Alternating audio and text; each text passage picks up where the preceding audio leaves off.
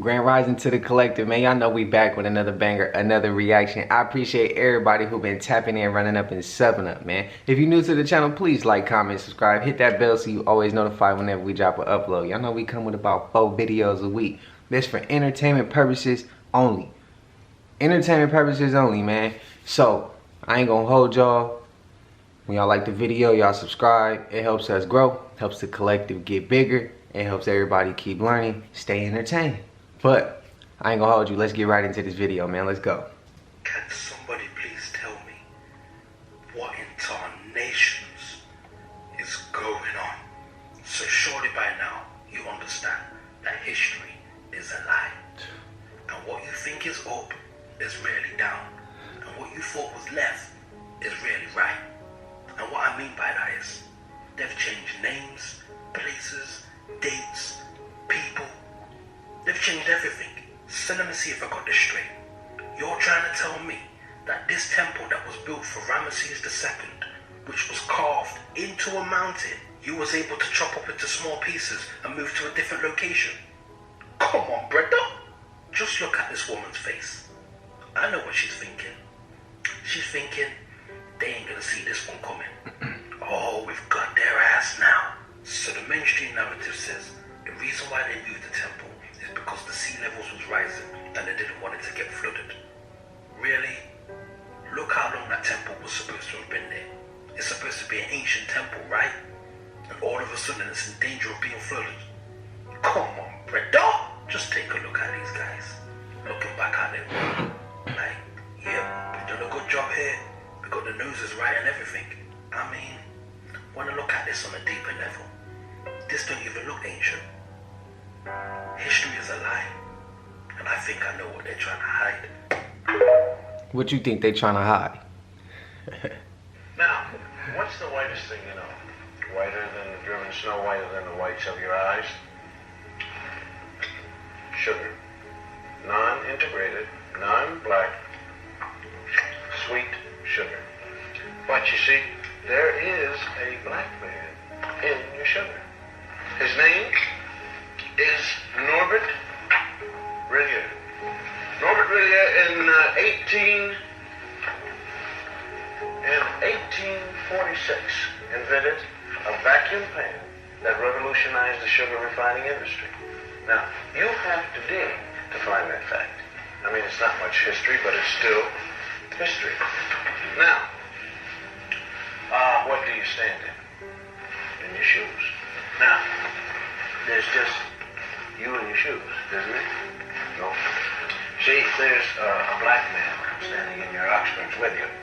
Sharing your soul and your heel is a man's name is Jan Ernst Metzelger. And in 1863, this is drawn by the kids, Metzelger invented the machine that made mass-produced shoes possible. Now you have to dig around for that fact, too. And again, it's not much history, but it's history.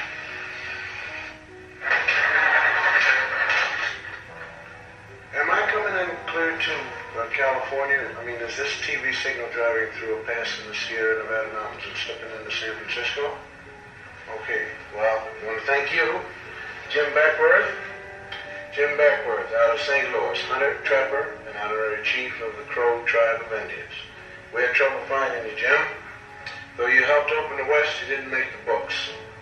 Chicago, right here, where the Wrigley building is. Young fellow by the name of Jean-Baptiste de Sales. John Baptiste, he founded Chicago when he traded with the Indians. And of course, there it is right there at that particular time. It was called Chicago or Stinking Onion by the Indians. And de Sales, he didn't even change the name at all. Now you take the Lewis and Clark expedition here, right in there. You'll find a black man named York helping to open the West. Those men are trying to wash the black out of York. That's what you might call historically significant because a lot of people think we ought to wash white, but we ain't gonna, you see. Texas. Coming to you, Texas. Right down the Chisholm Trail, right here. Right down there with 5,000 black cowboys who never made it to the Hollywood West. Did you know that? Huh? In this same group, there was one black outlaw. His name was Deadwood Dick, who claimed his soul brothers were Bat Masterson, Billy the Kid, and Jesse James. Deadwood Dick used to ride into the saloon, order 2 drinks, one for himself and one for his horse. And here's his horse, drinking a shot of red eye with straw. And how about the 186,000 blacks who fought on the Union side during the Civil War? 38,000 died. How about Teddy Roosevelt's charge up San Juan Hill? It wasn't just the Rough Riders who made it. 4 black regiments went right up with Teddy. They didn't get lost going up the hill. They got lost in the history books. How about the North Pole? Snow White? Well, the first man there was black, Matthew Henson. He spoke Eskimo. And he was Admiral Perry's navigator. And although he made it first to the pole, it never quite made it to the history books. And how about your heart? Can we get there? All right. Daniel Hale Williams first performed open heart surgery successfully. Now, this list could go on forever. Blacks who made it, blacks who made history, but who didn't get into the history text at all. And the strangest thing is how little there is about us in the textbooks. Napoleon once said history is a fable agreed upon, and the fable agreed upon up to now is that American history is white on white. But sometimes we did get into the history books. All wrong. Now you take this one. The Growth of the American Republic, 1942 edition. Samuel Eliot Morrison, Henry Steele Commager. Quote, as for. This has to do with slavery. As for Sambo, Professor Morrison. Sambo, Professor Commager. As for Sambo, whose wrongs moved the abolitionists to wrath and tears, there is some reason to believe that he suffered less than any other class in the South from its peculiar institution. Peculiar institution means slavery. Although brought to America by force, the incurably optimistic Negro soon became attached to the country and devoted to his white folks. Unquote. Those lines were written by 2 Pulitzer Prize-winning white Northern professors. They say they have. Question: was that NBC Bill Cosby was on giving that Black History lesson? If he was, then why would they make it a big deal to sell it to him if I'm sure they wrote the script for him to give that day? So yeah, it kind of didn't, I mean, I could see that, but maybe that clip was from another TV station or something else back then. And then when he went to buy NBC, they ran it back and was like, man, nah, he talking way too much. He talking way too much. Some of those I did know. Some I just learned today. I knew the open heart surgery, but some of those other ones, like the North Pole, stuff like that, I didn't know none of that. One of us that could speak Eskimo, I didn't know that. I just learned something today. They appear to have, okay, well, it's a strange story, but part of the briefings I've gotten is that the moon was put in place 65 million years ago, and there's some debate as to whether it was then or a lot more recent, but I don't know if they really know. But one of the theories is the moon was put in place to bring about the fall of the dinosaurs, to create seasons.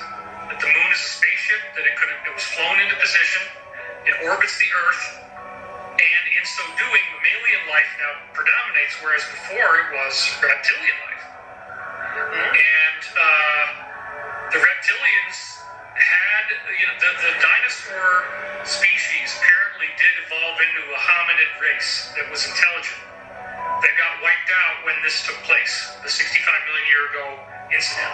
And they did get driven underground, so that is a classic element of the story. But then the Draco Alliance, the negative ETs, say that, we persecuted the reptilians, we traumatized them, we drove them underground, and now we have to pay tribute, we have to pay rent to be here.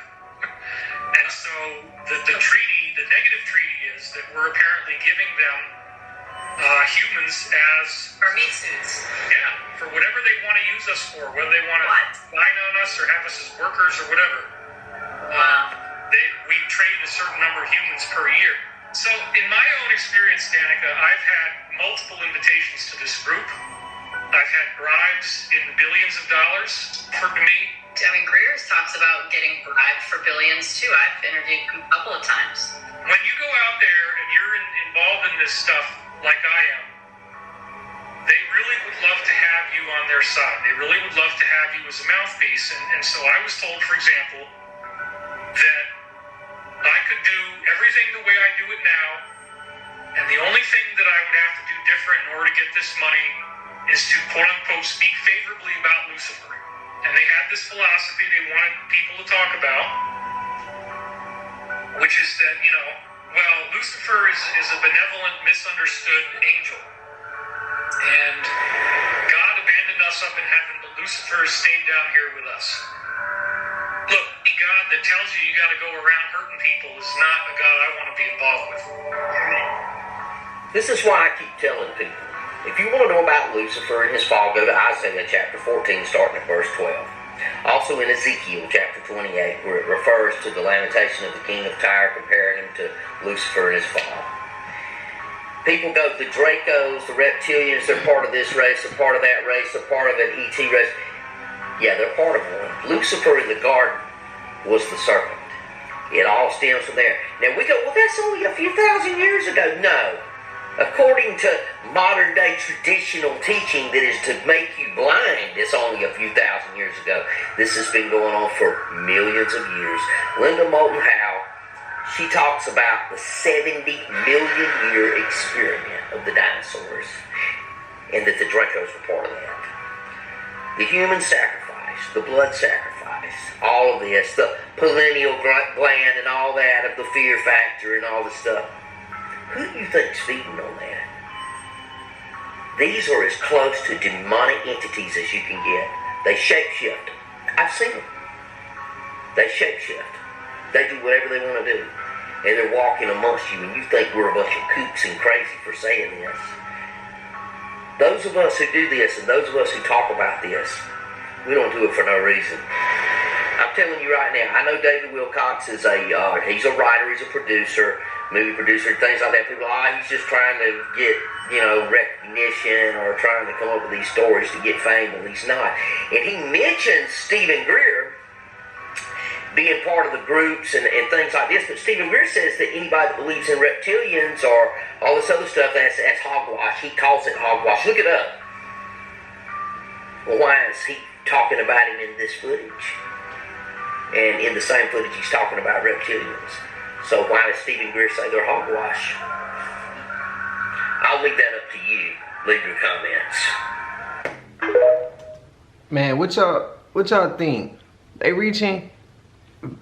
Part of me sometimes don't believe in dinosaurs. Part of me believes they made dinosaurs up, and then just to like make up for history of what other people would believe was maybe dinosaurs, or just to come up with something, or honestly to explain what they are, since they kind of like dragons, reptiles, you know, serpents, stuff like that. Maybe they the dinosaurs. Maybe they the dinosaurs. I don't know, man. I don't know. But do I believe in dinosaurs fully? Not really. Besides like birds, alligators, Komodo dragons, things like that. Like, then I believe in dinosaurs. Other than that, man, I don't really believe in dinosaurs. Giants, I do. But I don't know. I'm not sure about that topic. Y'all let me know what y'all feel about that topic. Because y'all might agree with them. Y'all might think that they on point. I don't know if I agree with it. And that's cool. But just spam it up in the comments, man. Let's have a conversation about that one. One thing that our generation did well, one thing that our generation done mastered, is how to spread information. One, two, how to manifest. If our generation did do nothing for history, putting the word manifestation out more and spreading different ways to manifest has been spread at most by us, Gen Z. You see what I'm saying? The young ones, you feel me? The crazy ones. We a little off, but we was not off. They was not off. This comes all the way from the 1800s. Nikola Tesla said it best. Once you understand the power of the numbers 3, 6, and 9, then you unlock the key to the universe. Then you understand how the universe works. Now, I'm going to just say to y'all, we see angel numbers for a reason. It's because numbers are not biased. Once you start to tap into a certain vibration, these numbers attach to you. Angels speak to you. Back to what I was saying though. We have really learned different ways to manifest our reality because we simply don't want to work. Who wants to work anymore? And we realize that the power of writing something down can change your life. The power of saying something a certain amount of times can change your life. And not only that, the power of being real delulu about something can still make you manifest something into reality. Now, the reason why the 369 method is so effective is because the power of the numbers 3, 6, and 9 connect the whole universe. And if you want to look more into it, I got another video here explaining how. But right now, I'm going to tell you, if you are trying to manifest something, every morning, write it down 3 times. Every afternoon, write it down 6 times. And every evening, write it down 9 times. Every night, write it down 9 times. And if you don't know where to start, this book, really, I'm so for real. This book will keep you accountable. This book will keep you on track. At the beginning of the book, it literally makes you sign your name and say, I vow to this day to commit to my personal growth. I promise to fill this out until it's completed. I promise to love and embrace myself fully through the process. Another reason why I feel like just writing it down won't be as effective as using like a book. I will say you can just write it down. It's because a lot of people don't even know what they're trying to affirm. A lot of people don't even know what they're trying to manifest. And a lot of people's subconscious is full of BS because they don't do affirmations, because they affirm negative things and they manifest negative things because their subconscious has negative affirmations. And one thing I like about this book is that not only does it have the little parts where it says like what to do and then you can stand on like the morning, afternoon, and evening, they also have a list of affirmations. So like if you don't know what you want to write every morning, they have affirmations for relationships, affirmations for abundance. I'm not playing, it's right here. Affirmations for abundance, affirmations for health, affirmations for wealth, everything you might need. Not only that, they have a self-care menu in the book. I'm not going to tell you what's in it because you need to get it if you want to see it. But it's a loving action that you can do to take care of yourself, because people fail to realize that what they write and the time they spend in stuff like this really can change their life. And the things you say to yourself really can change your life. And like I said, my favorite thing about this book is that if I didn't know what I wanted to write, if you don't know what you want to write to change your life, to write down every single day, the affirmations are in here not only to write down, but to read every single day out loud to yourself and change your life like that, period. That will already change your life. Saying 3 times, saying it 6 times, and then saying it 9 times. But then they give you the ability to take a little bit of this, a little bit of this, and make your own affirmations to put here. And then they have, what were my achievements from the last week? How did taking action towards my goals feel? Stuff like that up in here. And then it says, look within yourself, all this other stuff up in here. All I'm saying is, if you are a firm believer about manifesting, like I was saying, if you already believe in manifesting your reality, then this will speed it up times 10. You should be doing this manifestation method. The 369 method works. And on another note, if you don't believe, then buy it. If you don't believe, don't even buy it. Start off with just writing it down and see how much your life changed. Honestly, truly, see how much your life changed. And I'm going to start off by saying, I'm going to use this book to manifest $100,000. $100,000 in sales. And it's going to come to me. I'm a true believer. Keep watching and see if it blows up. I know 3 people I'm getting that book for. Hey yo, what up, man? It's French Dose. We about to talk about it, man. I do this for educational purposes only, right? Not here to disrespect nobody, put nobody down TikTok. I'm only here to tell the truth about this guy right here. The gatekeepers done with that guy.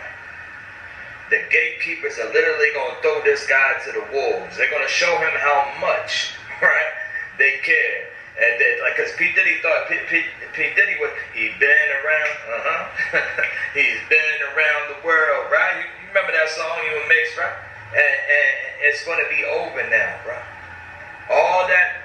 you did to other celebrities. And we don't have that much sympathy on a lot of these celebrities, but still, you thought you was gonna get away with a lot of this stuff, P.diddy. You thought if P.diddy is in that jail like they saying he is, right? You don't think he gonna give up the goods? You think that the gatekeepers really got your back, right? And this is the thing. This is what's crazy though. If they do, and we don't see this man go to jail, then we know who P.diddy is, bro. P.diddy is strong.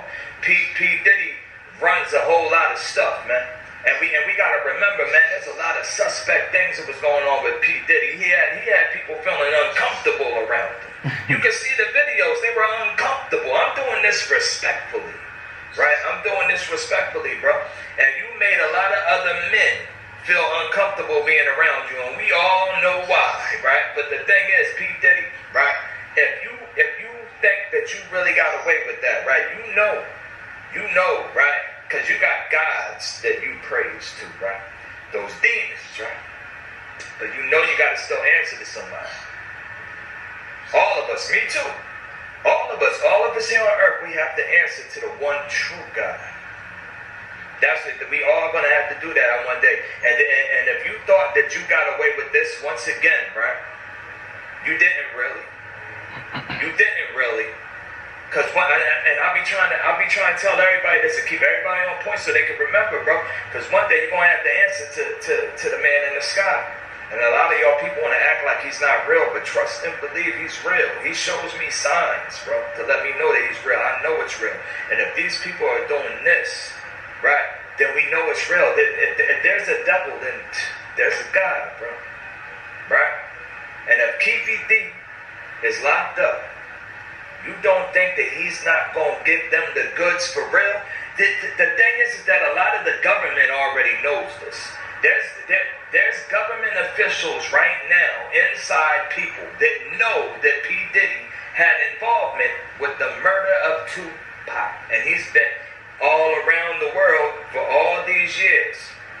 And now I think the gatekeepers is going to feed you to the wolves, bro. We're going to see. We're going to find out, though. We're going to find out because that detective over there in L.A., right, he's working too, P.diddy, right? So you had, I believe that Jamie Foxx and P.diddy had an issue, right? And I believe that that's going to come up too. So all you people that was upset with me about the video that I made dealing with Jamie Foxx and P.diddy, right, that made it to 2 million views, and Cameron Diaz, and the $3,300 that somebody tried to scam him out of after beefing with this man and going back and forth with this man and thinking that they, if all that comes to light, what y'all gonna give me an apology? But the gatekeepers, I believe they done with this guy, man. But we'll find out. Leave it in the comments, hit the like button. Definitely follow me here on TikTok. Go to my bio and holla at me on YouTube. I got another channel as well, man. I got another TikTok account as well. It's Chris Stokes. All you gotta do is put in Chris Stokes, and you'll see me pop up right over there. Please go follow me over there, y'all. We up out of here. Matter of fact, I'll leave it in the comments. I'll put the link in the comments for y'all. Everybody enjoy your day, man. The gatekeepers are done with this guy. Salute. Before he did something pot, we know he did something big. Put that out there. For panic, but it is a time for vigilance. We shouldn't stop conducting our daily lives, going to schools, houses of worship, and so forth, but we should be vigilant. You often hear the expression, if you see something, say something. That's never been more true than now, and that's probably partly why the American people are reporting more tips and leads to us, and we're pursuing those threats and leads as vigorously and responsibly as we can. That was the FBI director who testified under oath this morning. He, along with the Secretary of Homeland Security, said since the war between Israel and Hamas began, the threats against Americans specifically have increased. In the days and weeks since, we have responded to an increase in threats against Jewish, Muslim, and Arab American communities and institutions across our country. The reality is that the terrorism threat has been elevated throughout 2023. But the ongoing war in the Middle East has raised the threat of an attack against Americans in the United States to a whole nother level. Now, I am not trying to scare you with this information. That is never what I do. But I do believe it is important to share with you the very real threats our federal law enforcement and intelligence agencies are testifying to under oath in front of U.S. senators, which is exactly what happened this morning for more than 3 hours, and they did not mince words. They were there to testify about the need for Congress to approve the funding the president has asked for the southern border and for all the other programs the FBI, Homeland Security, and the National Counterterrorism Center needs to do their jobs. Funding, which in lots of cases is about to expire. And allowing that to happen, according to the FBI, would be the worst case scenario, especially right now. Al-Qaeda issued its most specific call to attack the United States in the last 5 years. ISIS urged its followers to target Jewish communities in the United States and Europe. Hezbollah has publicly expressed its support for Hamas and threatened to attack U.S. interests in the Middle East. And we've seen an increase in attacks on U.S. military bases overseas carried out by militia groups backed by Iran. Here in the United States, our most immediate concern is that violent extremists, individuals or small groups, will draw inspiration from the events in the Middle East to carry out attacks against Americans going about their daily lives. You heard the witnesses testifying at the beginning of this video about the escalating threats to Jewish, Arab, and Muslim Americans, but by far, the FBI director says the Jewish community in this country is disproportionately being targeted. What's 1.4% of the American public? 60% of religious-based hate crimes. They're getting it from racially and ethnically motivated violent extremists, ISIS-inspired violent extremists, foreign terrorist organizations, whether they be Sunni like Al-Qaeda or ISIS, or Shia like Hezbollah. And so this is a group that has the outrageous distinction of being uniquely targeted, and they need our help. The FBI director outlined all the things his agency is doing to put a stop to these types of threats, including arresting those who are threatening to harm Americans. He says that, of course, will continue, but he encourages Americans to also keep their heads on a swivel. But across the country, in each and every one of the FBI's 56 field offices, we are addressing these threats with a sense of urgency. Among other things, that means working closely with our federal, state, and local partners through our FBI-led Joint Terrorism Task Forces to ensure that together we stay laser-focused on mitigating threats. You think it's natural to open up? Okay, that was on what, October 31st of this year, right?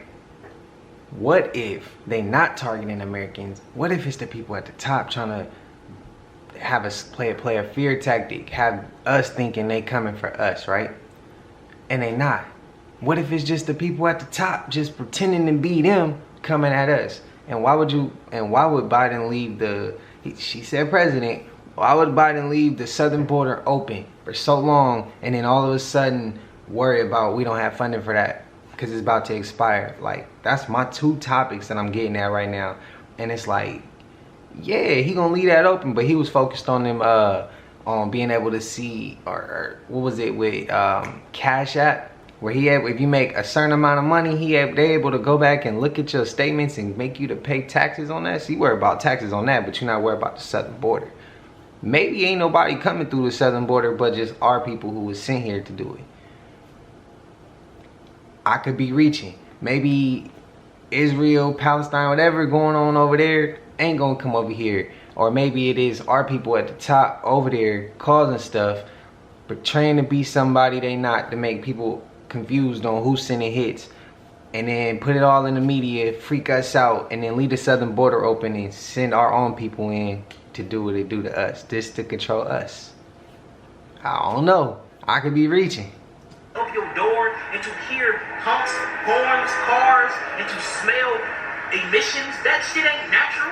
Facts. You think it's natural to open up your door and look and it's 2 trees within a 5-block radius? That's not natural. You think it's natural to walk on concrete all day? You scared to even take your shoes off. You've been taught taking your shoes off is dusty, it's savage, it's primitive. And of course we didn't evolve to wear shoes. Especially we didn't evolve to wear cushioned shoes. And so one of the interesting questions that this research raises is, we need to understand more what that consequence is for joint damage. You have been disassociated with your body. You have been disassociated with your health. You have been disassociated with spirituality. You have been disassociated with your language. You have been disassociated with your land. You have been disassociated with your customs. You have been disassociated with your traditions. But they got disease right now. I mean, we really gotta make this make sense. Real quick, he said traditions. I know y'all see the tree in the back. I done my research. I know what it means. Just because I know what it means and I'm tapped in doesn't mean my peoples or my peers or my family is tapped in. The people who I'm around or even live with me doesn't mean that they all tapped in. So I'm not gonna rob what they love to do. And I know what the true meaning of it is, but we don't celebrate it in that sense. My thing, I don't celebrate Christmas really like that, but I do spend time with the family, and I will make sure I give back to them and help them out. Do I lust over it? Do I lose myself over it? Nah, we stay tapped in. But I'm so powerful, I know what can control me and what can't control me. And when some people get to that level, they understand, and it's a if you know, you know situation. And some people gonna say, nah, that ain't possible. You can't do that. And if that's how you live your life, that's how you live your life. But yeah, I'm aware of that. I already know the history. Do I stand for the history? No. But for the little ones, for the kids, for the family, and we all want to spend time together and embrace and enjoy each other during this time. And while other people might do it for their personal reasons or may still celebrate it for what it was originally celebrated for, that's not what we do it for. And I don't really say Merry Christmas because that's disrespectful to everybody else that may not celebrate Christmas. I say Happy Holidays, just to be mindful and respectful to y'all. But yeah, chill out with all that in the comments. So when he said traditions, I hear him. I understand. But chill out, bro.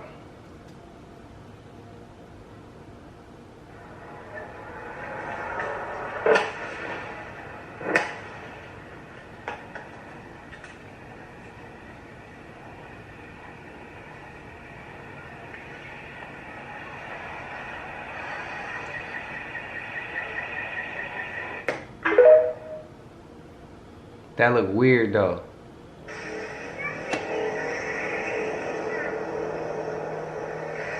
Не страшно к нему подплывать?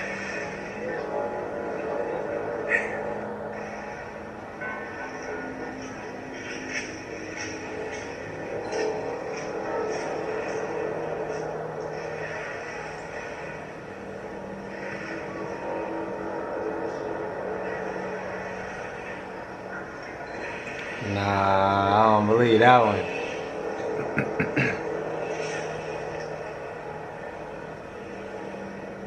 Maybe.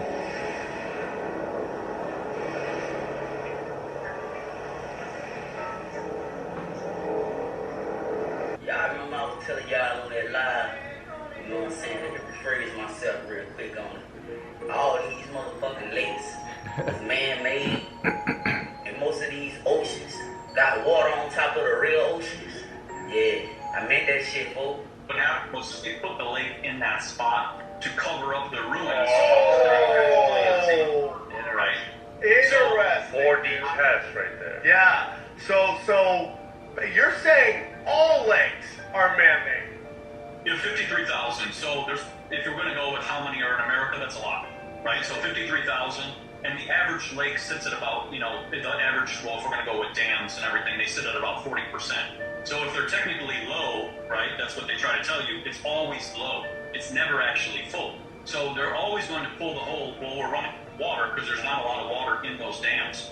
But it's interesting because even the Hoover Dam and that whole thing that was built, that's all part of the Phoenix and Arizona right here in this state. And that's got a lot of ancient lineage over there too as well. And it's interesting because that was right around the time with the Phoenix fire, which was 1916 on September 23rd. So that's kind of right around that time when all those things were happening. But this water deceiving is basically you have these controllers who hold the water up here, and then they say down here, you're running water, when in reality, there's water coming out of the earth. So for example, California had an earthquake. This was 3 years ago. Northern California had an earthquake. And all of a sudden, one of the rivers just started pouring water. And the people were like, what the heck is going on? There's water coming out of the river. The river hasn't had water ever. right? So people were completely baffled that now water is coming back. Then on top of that, you had back in the 1950s when the lakes were actually low, they used primary water, which is the water coming up from inside the earth, to refill Lake Elsinore when it got low in the 1950s. So the people who are up here holding the water know of primary water because they use it to their advantage. And someone, if we're going to take it to another level, was saying that's how they did floods. They understood how to get that primary water out of the earth, and then they could flood an area. So it's interesting with the whole primary water because we're never taught about it.